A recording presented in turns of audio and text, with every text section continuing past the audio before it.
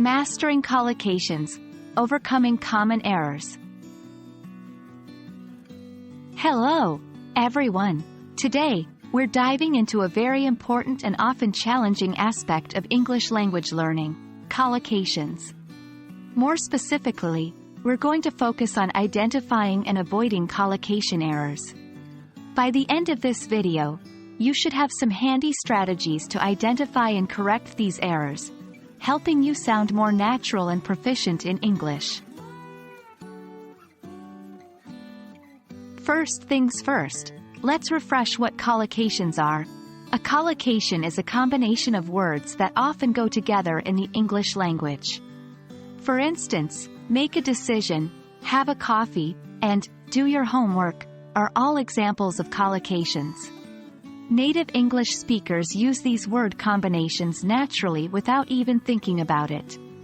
However, for non-native speakers, these can sometimes be tricky, leading to common errors. Collocation errors typically occur when words are used together in a way that sounds unnatural or incorrect to a native English speaker. For example, instead of saying, make a decision, a language learner might say, do a decision, which is a collocation error. While this might not hinder communication significantly, it can sometimes lead to confusion and is likely to make your English sound less fluent than you'd like.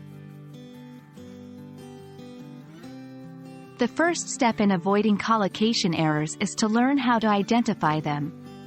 There are a few strategies you can use. 1. Reading and listening.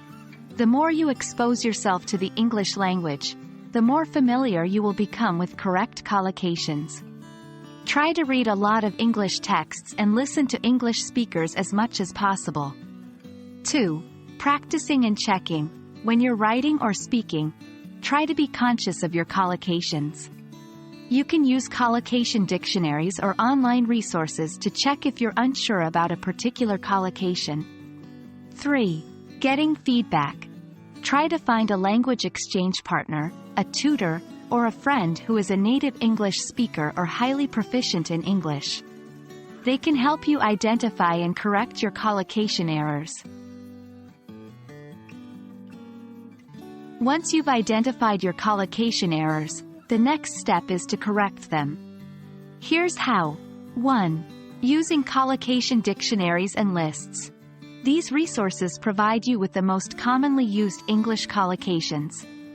They can be very helpful for learning correct collocations and avoiding common mistakes. 2. Practicing regularly. Remember, practice makes perfect. The more you practice using correct collocations, the more natural they will become to you.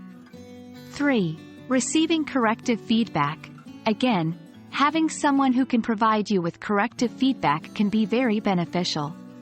They can correct your mistakes and provide you with the right collocations.